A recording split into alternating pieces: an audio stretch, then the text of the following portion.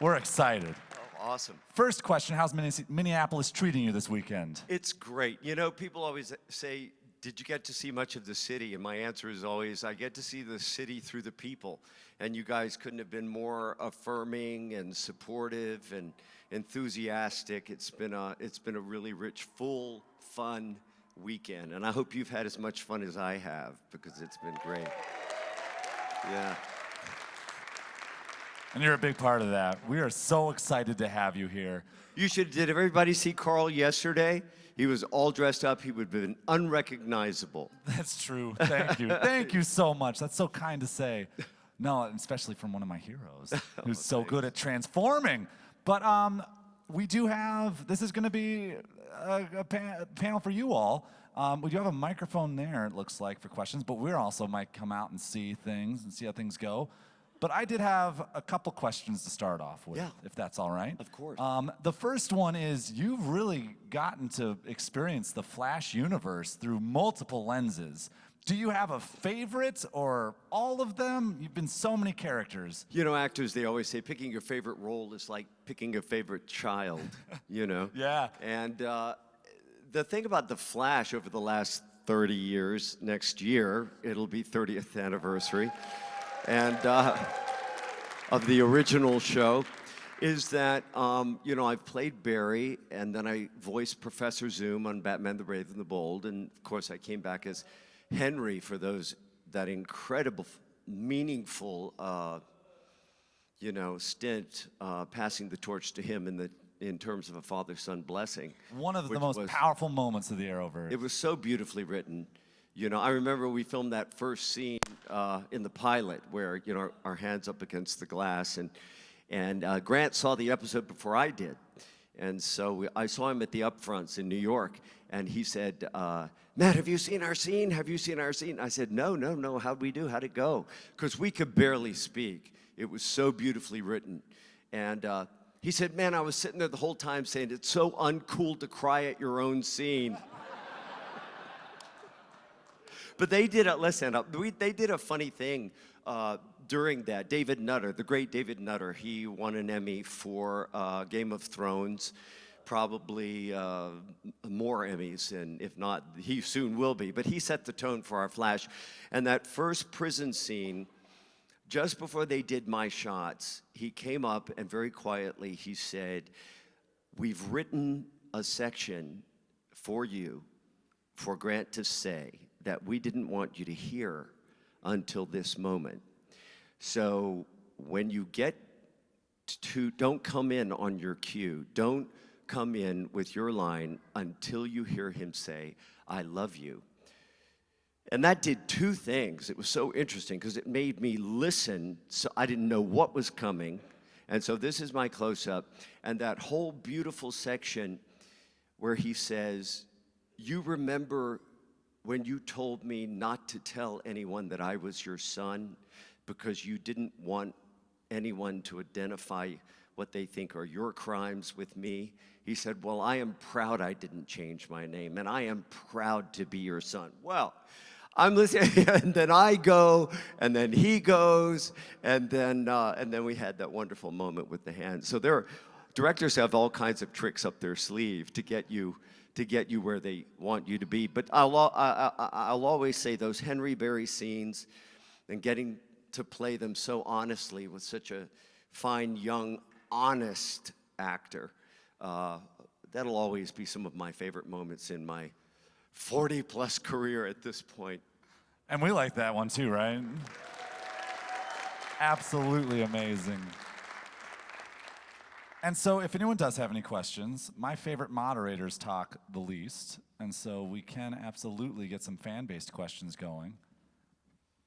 And we already have some excitement. This is, by the way, a Minnesota bustle. Like, I didn't hear one "ope, sorry" or anything. Like, they are fierce to get to you. Oh, awesome. Awesome. Okay, so my question was, what are some differences between your original Flash show and the new Flash show that you're filming? Yeah, well, you know, quarter of a century is a long time. We would hope there'd be some improvements, you know.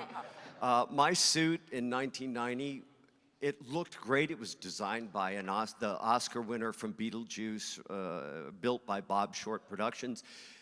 It was just incredibly hot, and it had to be glued to my face and under my chin.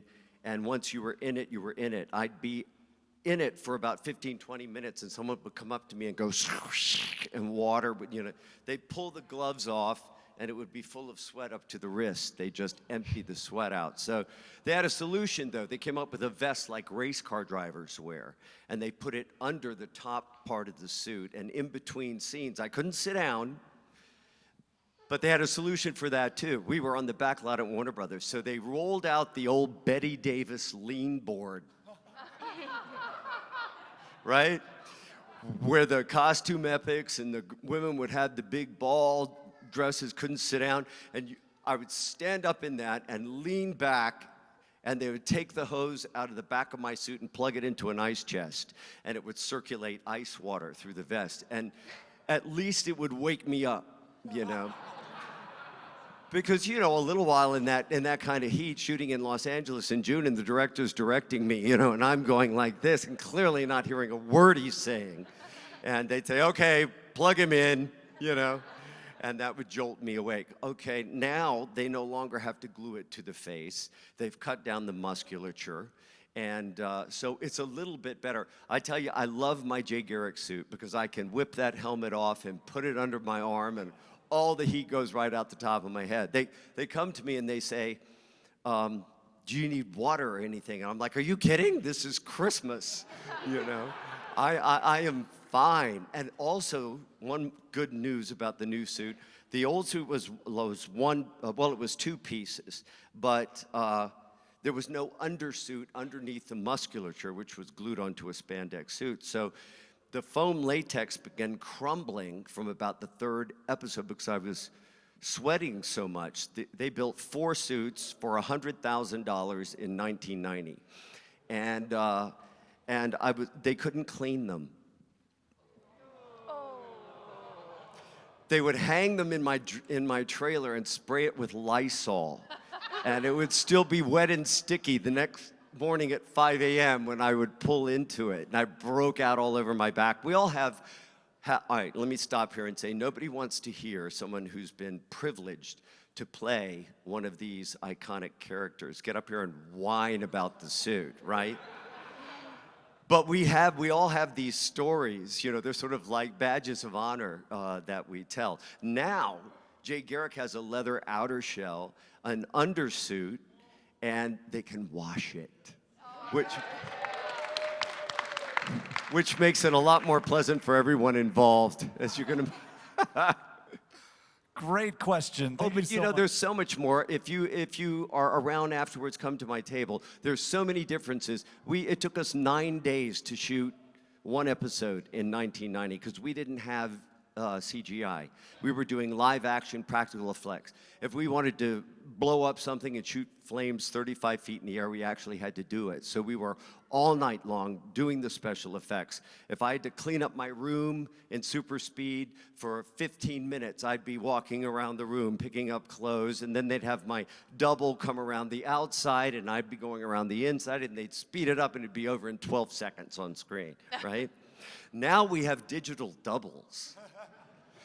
Sometimes I can just go like this, and then the digital double takes over. So there have been improvements in a quarter of a century. Great question. And I do have to say, I got to eat lunch before this panel, just out in the floor, and 7 or 8 people came up and talked about meeting you at the table. Oh, my goodness. You make wonderful memories, so if you want some of these memories, come see this table. Oh, thank you. Yeah, let's thank hear you it, right? so much. If you've been there, let's hear it. Thank you so much. Thank you. All right. Next. I just also want to confirm for everybody, John is the best-smelling man on the planet. So, just so you know. I'm witness to choice. So, it can't have been the worst thing for everybody, just saying. But anyway, I do have a question since, you've brought to life so many wonderful characters throughout your career, and especially, most memorably, The Flash. Is there something that makes The Flash really special to you that made you want to revisit, creating Henry and then Jay Garrick on screen? Well, when I heard you know, it fell in and out of development, right? Flash fans were waiting for 24 years to get a new live-action version, right? Ryan Reynolds was going to do it, then somebody else was going to do it, and finally they landed on Grant Gustin, and then I heard how Jeff Johns had blown up the Allen family. You know, Emmett Walsh played my father in 1990. Priscilla Pointer, who's Amy Irving's mother, incidentally, played my mom. Well, Emmett Walsh was not wrongfully convicted of killing Priscilla Pointer in front of a 10-year-old me, okay? That wasn't our origin story. And when I heard that Henry was in Iron Heights for 14 years when we pick up the story for this, and Barry was the only one that believed he was innocent, people said, are you going to be a part of the new show? I said, I don't know. I'm ready to let it go, you know, but if they come to me, that's the role I want, because that's a role I would want to play even if I had never been Barry Allen. The fact that I had played Barry helped me be a better Henry, because I knew what some of his hopes and dreams were going into it. I knew maybe what some of his insecurities might be. He knew I had been the Flash, you know, and so it carved out a really special time for us after all the tricks and all the action adventure and this wonderful CGI. After all of that stopped, we would get an establishing shot of Iron Heights. The music would come down, the lights would go down. We'd walk into the phone booth. We'd pick up those phones, look at each other, and tell the truth. And I think that's what makes those. And you know what? I love in acting when you don't know who you're listening to. Some of the lines I could have said directly to Grant, you know, about all the wonderful things that I saw in him that I knew would make him a great Flash for today. And just trying to mirror back those things to him and get him to trust himself and trust his instincts and know he was cast for the right reason. Well, that was exactly Henry's intention, you know, to say, you know, I'm okay with my lot in life. You need to go live yours, and you need to know I'm proud of you, and not just because you're a superhero, because of you, Barry Allen, you know. Superpowers or not, you're a hero to me, you know. And so it just dovetailed so beautifully, and I'll always be grateful for that. Now, after Henry got out of prison, I'm having a costume fitting, and I'm trying on this shredded, look like prison outfit. I'm like, this is kind of weird. Henry's out of prison. Maybe it's some kind of flashback. Of course, we knew there was a man in the iron mask, and nobody knew who it was. At the end of the fitting, I didn't ask any questions. Our designer said, of course, you'll be fitted for the iron helmet, the iron mask separately. I'm going, the what? I'll be fitted for the what? She was like, oh my God, you don't know? I didn't tell you. And so I'm doing a scene with Jesse Martin and Grant Gustin, and we're sitting off camera. And in between takes, and they say, so did you hear what you're going to be doing next year? I said, yeah, I'm the man in the iron mask, go figure. And they're like, yeah, that's all you know? And I'm like, there's more? And they said, you're the real Jay Garrick. I said, get out of town. There's no way. They said, yeah, you turn out to be the real Jay Garrick. And then Greg Berlanti, who I've worked with since Dawson's Creek, I wrote him and I said, I'm hearing rumors about roles I may or may not be playing going forward. He was like, oh my God, I thought they told you. And then the next day we had a lengthy conversation in which he spun out this incredible story in which at the penultimate episode of that season, I would die as Henry Allen. In the finale, I would be revealed as the man in the iron mask, who is the doppelganger of Henry Allen, who turns out to be the real Jay Garrick, which is the role y'all wanted me to play to begin with.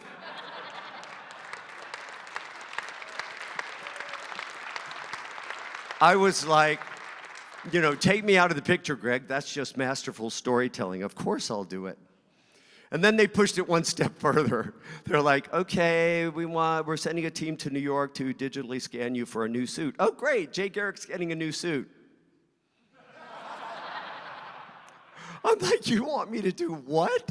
I'm like, you know that was 28 years ago, right? They said, you'll be fine. So I lost 15, 20 pounds, and they built a new version of the suit, and I think we got away with it. Yeah. Great question. Thank you so much. Next.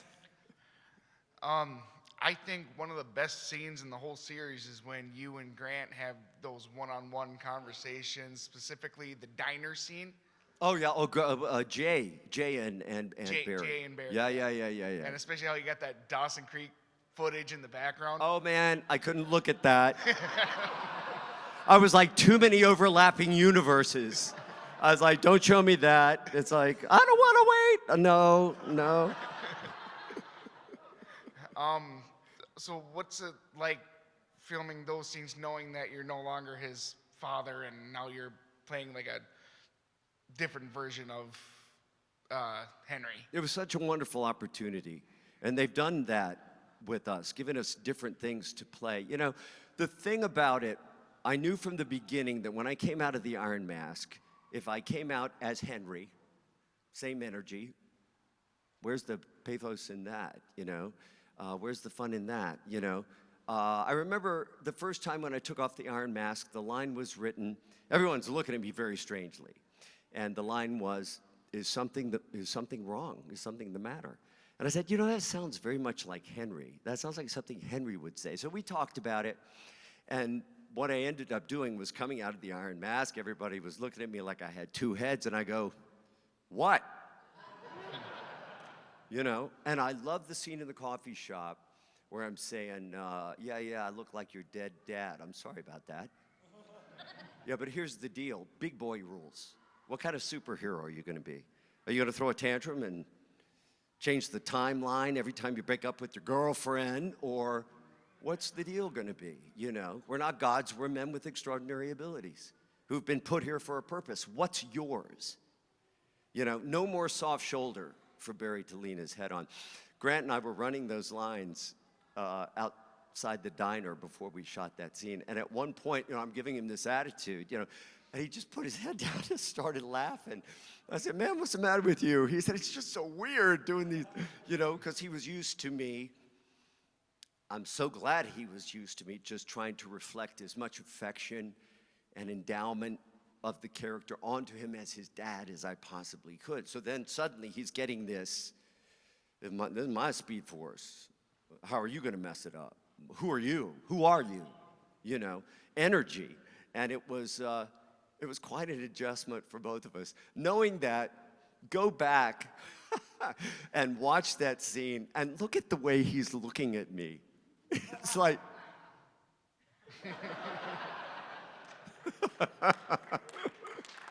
Great question. Thank you so much.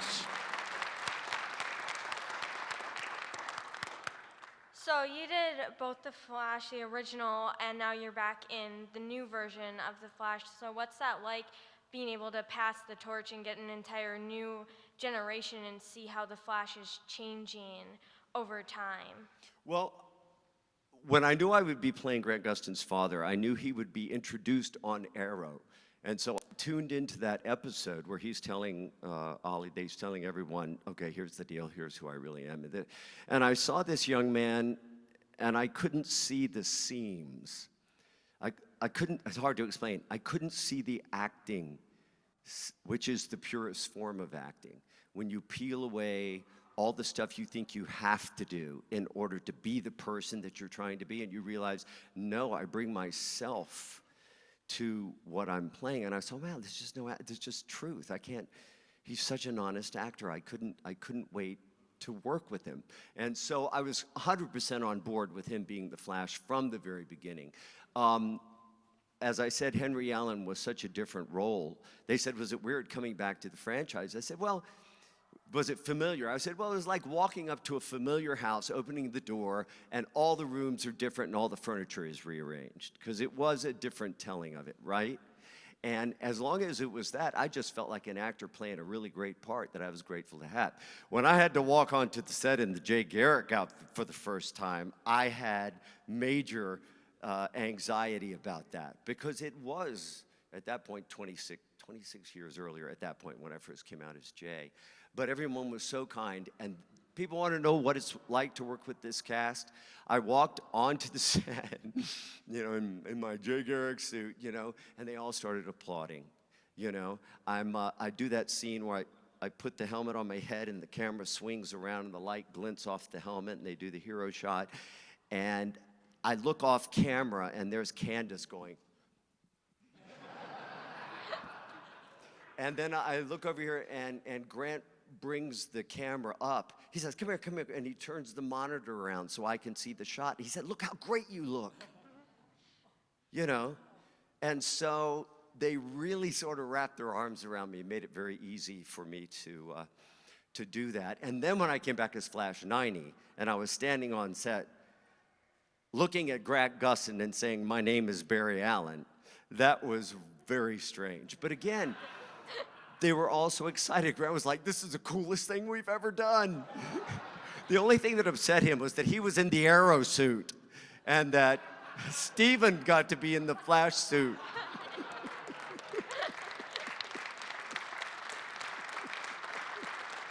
Great question. Thank you so much. I can definitely vouch for stopping by and seeing him at the table. You are a joy to meet, so Thank everybody you. definitely do that if you haven't so far. But I thought of a question that I hadn't thought of while talking to you at the table. Yeah. As we mentioned, you know, you've voiced Professor Zoom before, you've done villainous characters throughout your career.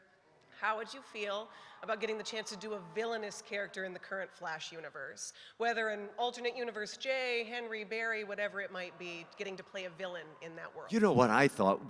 Going back a couple crossovers ago, when the Nazis showed up, and there was an evil heart surgeon that was going to put a heart into, well, what was Henry? Henry was a heart surgeon. That would have been a really cool idea. I was like, what if we had bad Henry show up? But, you know, I really believe that the writers were so invested, as I was, in the purity of that relationship and the way it ushered in the new Flash that I don't think they wanted to mess with Henry.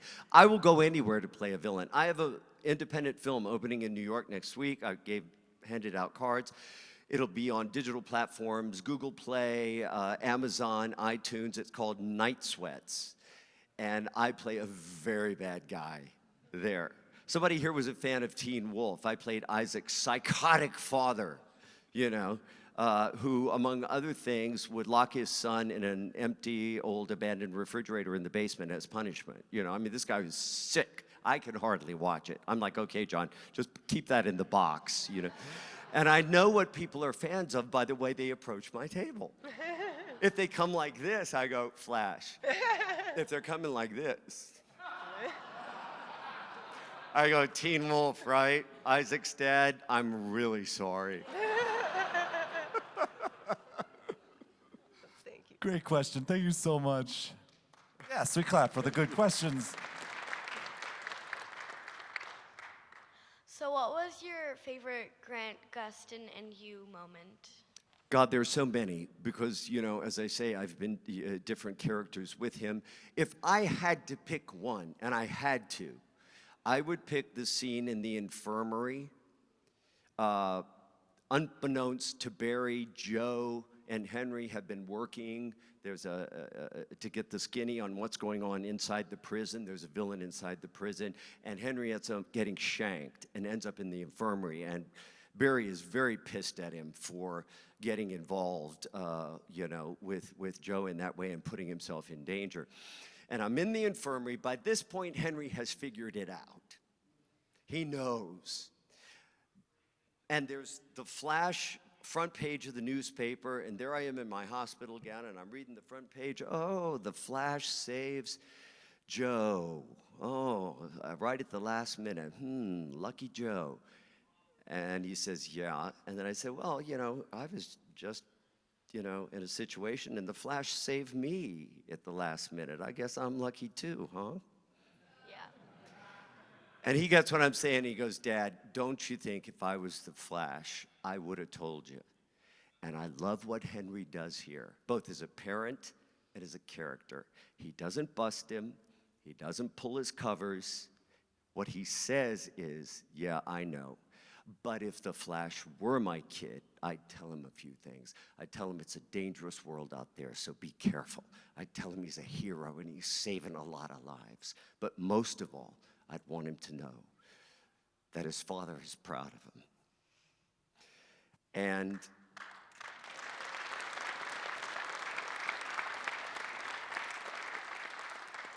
And I love that because what Henry does is he opens the door that much.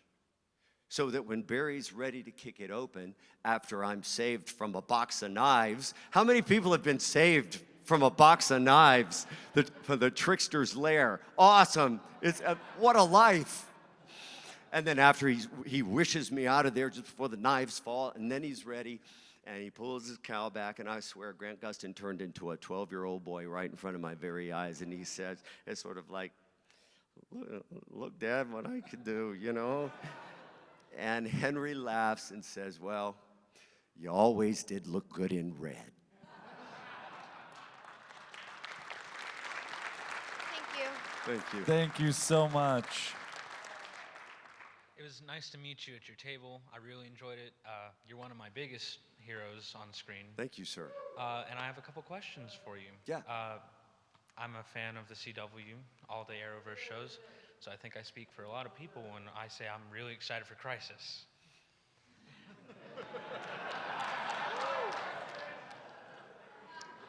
I know you can't tell us a lot, but what were some of your favorite interactions with it? That is a very clever question. You guys are clever. I gotta watch you every minute, man. You come at a question through the side door. All I can say is it was an intense experience. And that's the only thing I will allow myself to say, because to say anything else would give some stuff away. But what I will tell you, when I first started hearing they were bringing in this one, they're bringing in that one, yeah, it's going to be 5 episodes, but it's going to encompass, I said, okay, well, this could turn into Cameo City, you know? And I can tell you from my experience, I just got back from Vancouver about a week and a half ago, shooting my part in Crisis, that they are telling story. You know, yeah, they're weaving in, it's going to be the Avengers Endgame of the DC TV universe, you know.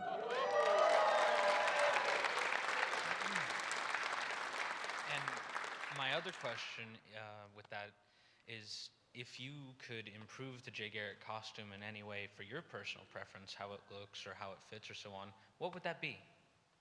Well, you know, they didn't tell me, as I said, until the last minute before I was going into Jay. So I didn't have time to, I would lose 15 pounds and I'd have him take it in. Because you got to realize I'm working with Grant Gustin. You know, he's so slim and trim, and that suit accentuates that, rightfully so, because the thing is aerodynamics, right? So his suit makes more sense than mine did.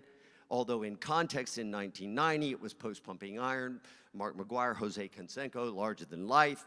You know, and so it looked like it was ripped right out of the pages of that day. But, you know, people were beginning to say, well, you know, the suit isn't, you know, for the new effort. We resist change. And I would go in and I'd say, no, but think about it. First of all, the first suit he wore reflected a more urban sensibility, I thought. And it was also aerodynamically made sense. And, you know, I used to run like this. And so when I'm classic Flash, I always have the fist. He changed it to this. Again, makes more sense. I'll tell you another thing about Grant. Second season, we had all these father-son scenes, which were wonderful. He also had duplicate scenes with the great Jesse L. Martin, who my brother now believes I'm a real actor because I've worked with Jesse L. Martin, right? He hates it when I tell that story, But anyway, he would play father-son scenes with me and father-son scenes with Jesse. But they were very different because, and I figured out what he was doing. Henry raised him from birth to 10 years old, right? Joe took over at 10 and raised him into adulthood. He plays the father-son scenes with me very differently than he does with Joe. With me, he opens up like a young boy. It makes sense. I raised him from birth to 10. With Joe, he's more a young man coming into his adulthood, you know, and that's the kind of actor Grant is. Sorry, I got off on a tangent there, but this made me think of it. Yeah. No. Great. We love your tangents, right? Like, that's kind of why we're here. Next question. Just to add on to the compliments, it was really cool seeing you yesterday when I came and took a picture with you. That was like one of the main reasons I came here. Thank you so much. But what was it like working in the new Flash show with like Mark Hamill, and I'm forgetting the actress's name who plays Dr. Christina McGee. Amanda Pays. Yeah, how was it working with them after you worked with them on the original show, both, as Amanda and Mark Hamill? Well, it's great. I've kept in touch with both of them over the years, and it was very funny because, Mark had tuned in because he knew I was in it early in the season to see what they were doing with the new effort, and then when they called him, he so admired the writing that I think he accepted before he knew exactly what they were going to do, and he was like, well, I'll probably be coming back and playing a doctor associate of Henry Allen's. And they said, no, you're coming back as the trickster. And he had the reaction I had when they said they wanted me to get back in the 1990 suit. You want me to do what? But they were genius, weren't they? The way they did it. With that first shot of Mark in the cell where it looks like he's levitating, and then the Twizzlers and, the whole thing, the way suddenly we see a trickster, 24 years have passed, and the madness in his veins has turned to poison. And it's quite chilling. And they balanced it with Devin, with a trickster wannabe. So they got the mad energy, the silly energy that Mark so brilliantly created 24 years earlier, and they got the older, evil trickster at the same time. And they also set it up so Mark could deliver the line, "I'm your father."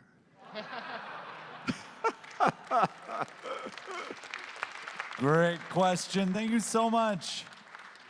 Hi, I'm another one who went to your stand and also got a photo op with you, one of my prized possessions. Oh, thank you. Yeah. So kind. And so I wanted to ask, like you mentioned earlier, you got to put on the old 1980 suit, but 1990, please, I'm old enough. Oof. I hear you. 1990 suit, yeah. But Stephen Amell was in a Flash suit. So is there any possibility that sometime in the future, your version of Flash and Grant's version of Flash could just run together? Because that would be my wallpaper in 2.5 seconds.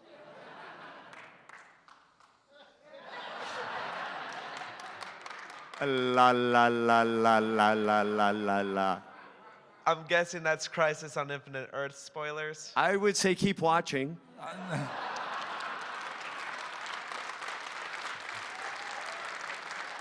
I can neither confirm nor deny.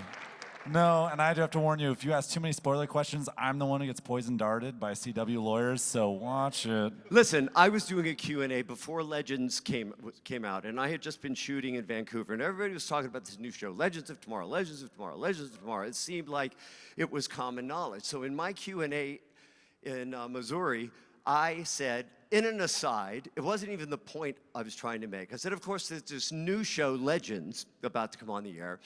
And I looked out in the audience, and I saw the whites of all these eyes, and then the tops of all these heads as they went down to their cell phones and started. Well, it wasn't long before my good friend Suzanne Gomez from publicity at CW was like, "Hey, John, we haven't announced the name of the new series. Could you cool it at your Q?" I was like, "Oh my God!" Because the way they use and utilize social media is so expert. They did it with me. John Wesley Shipp is going to be on the show, but we're not going to tell you who he's going to play. Then when that died down, they told you who I was going to play. And then the next thing. So they did it so brilliantly that I felt like, oh, I kind of stuck my foot in it. So, I'm very careful now because I don't want to have my tongue cut out. All right, so at the end of season 2, when Zoom kills Henry, and then you come back as Jay, how did you approach coming back at the very beginning of 3 as Henry again for the paradox? Well, it was fun. And it's so hard to talk about myself, but let me talk about Michelle Harrison. I saw her walking on set, and, she had to age herself. I had to be the age I really am. My challenge was in the flashback scenes, the day when my son was 10. That was my challenge. But she had to age herself. And not only did they put some gray in her hair, and she did, and she changed her makeup, and she put on these cat glasses, but suddenly she shifted Go back and watch her. She shifted the way she carried her weight. And I'm looking at this woman and I'm saying, oh my God, you're such a good actor. You know? It was, we actually had hoped that Flashpoint might be explored a little bit more than it actually was. But it was just, it was a very fond revisiting. I mean, it's what would have happened. You know, sitting around that dinner table, cracking jokes, you know, reading the newspaper, ribbing Barry, you know. It was a really nice way to begin that season. And then right after that, I snatch him out of the Speed Force as Jay Garrick. So what fun. It's like we're in this giant superhero sandbox and we get to keep changing, you know, approaches and time periods and characters even. Absolutely, thank you. Great question. Thank you so much. We have about 10 minutes left because I'll time try to be flies quicker. when you're with the Flash. Okay, we're on the clock. How are you? I'm good. Good. Sorry, I never watched like the 90s Flash or anything like that. There's still time. I was a Marvel guy. Yeah, I didn't even know about it actually until right now. I was a Marvel guy always, but I do love the Flash. Oh my God, you I love did the not Flash, just say. Arrow, and DC Legends of Tomorrow. Okay. But my question isn't about that. Hopefully, I do have a question. So my favorite thing to talk about is my son. Do you have kids? I do not. You don't? Well, then apparently I don't have a question for Great All right, well question. then here, let me ask you this. What's your favorite childhood memory growing up? Oh, there are too many. I can't pick one. Pick one. I can't. I really Just can't. one. We're in the time crunch. I really can't. I can't. All right, well, thank you, though. Okay, thanks. Thank you so much.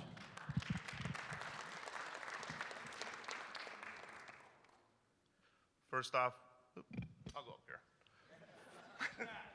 First off, I just want to say thank you for coming to Minneapolis. Thank you for having me. Thank you for fantastic. having me. My question is, could you talk a little bit about the recruiting process and how you got recruited onto the CW reboot Flash? Did Greg Berlanti contact you? Did you contact him? How did that go?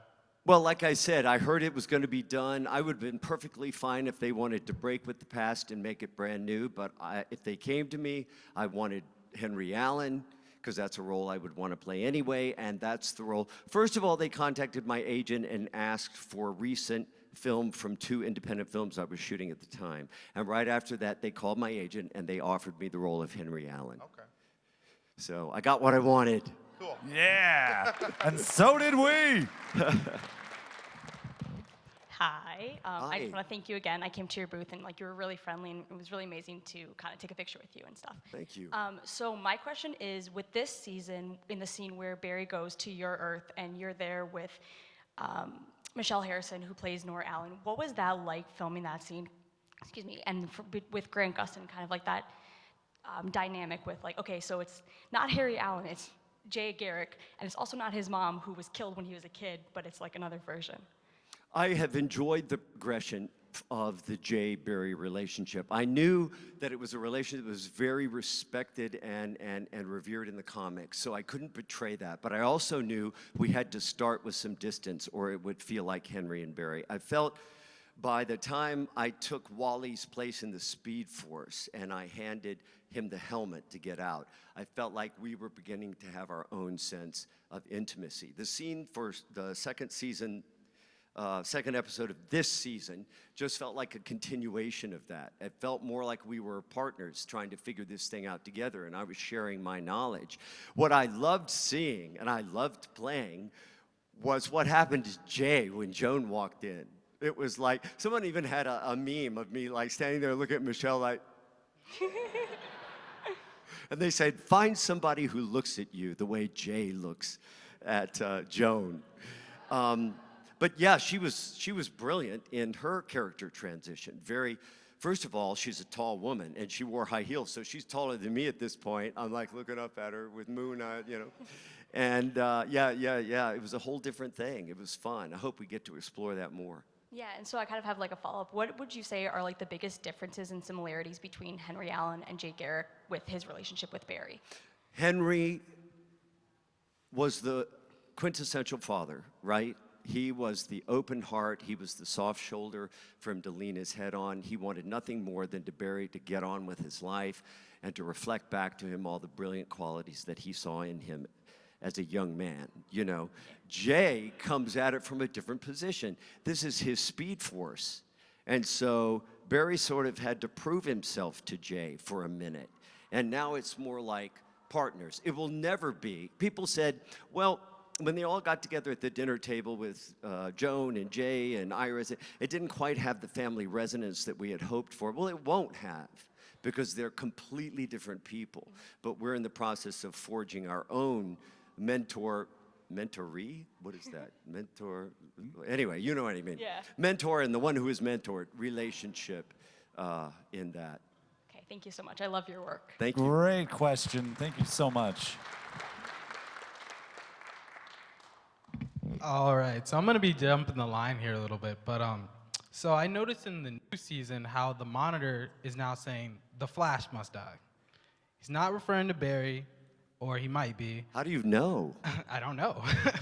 But with that, if Barry were to lose Jay Garrick, do you think he would be viewing it as him losing his father once again, or you as a friend and his mentor? Which one do you think he would feel like he'd be using? I can only guess the way he would play that, but I think it would be a combination of the two. I was doing the scene that I mentioned earlier where I took Wally's place in the Speed Force, and as I'm handing him the thing, and I put my hand on his chest like Henry used to do when I'm trying to make a point right at his solar plexus. And the last time we did it, Grant delivered his lines completely differently, and that's the one they used. And I asked him, I said, what were you using in that last take? And he said, well, I suddenly remembered that you looked just like my father, something about the way you were saying your lines. I dropped some of Jay's attitude, and I was talking to him heart to heart, and that affected the way. So they do get crossed. He does remember. That wonderful scene in the dining room, the way he shoots, he keeps shooting me sideways looks. Jay isn't aware of it. You know, he's not really, he's not that guy. Yep. You know, but the way Grant every now and then will shoot Jay a sideways look, you know what he's thinking, you know. Exactly. All right, thank you. Thank you. Thank you. Bring us home. I was a fan of the original series that you were in, and a fan generally of all things superhero, but the new Flash show it hits me in a way that no other superhero show, movie, or anything ever has. Part of it, I think, is because you guys as actors seem to be having so much fun on the show. Everyone has gotten to play multiple versions of themselves because of the different timelines, and I would think as an actor that's a great gift to be able to explore characters in different ways. And I would think that require a lot of trust amongst the entire cast. Now, my question is that what allows that show to be so emotional? Because The Flash rips me up like no other superhero show does. I'll tell you very quickly, I think there are a number of things at play. One is CGI. So a lot of the stuff we spent hours and hours and hours and hours doing practically now gets done in post-production. What that does is it frees up the writers to write character and relationship, which they do really well. I've had a lot of men come up with their wives or girlfriends, and they say, my wife or my girlfriend wasn't involved in comics, watched the first episode with me, saw the father-son relationship, saw the family dynamic, the character conflict, the longing, and now she's watching the show every week. The other one is, I remember after we did the first prison scene, Jeff Johns, Andrew Kreisberg, David Nutter were all in the other room, and they were over the moon about how it went. So they were congratulating us, and I put my hand on Grant's shoulder, and I said, you have struck pure gold with this boy. And Andrew Kreisberg put his hand on my shoulder and said, pure gold squared.